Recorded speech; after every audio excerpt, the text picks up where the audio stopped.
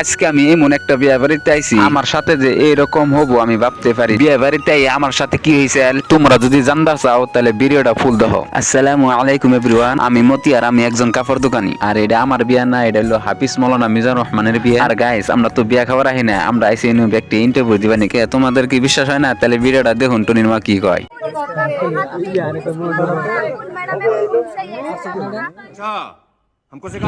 Guys, খালি এই প্রশ্ন আর বহুত প্রশ্ন ধরছে, দেখুন কি কয়।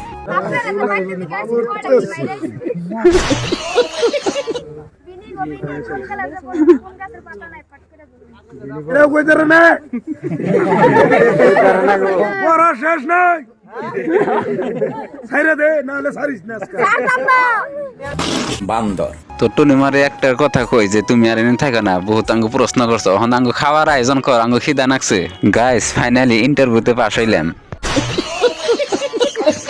আর গাইস, বিয়ে বাড়িতে বলতো কেউ করে যে দেহ বান্দর।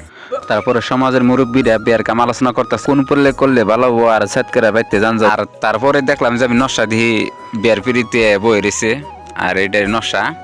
আর গাইস, আমি বেশি কিছু কওয়াছে না, কারণ এটা বিয়ে বাড়ি, এনে একটা কইলে আর একটা ওই যাবো গা।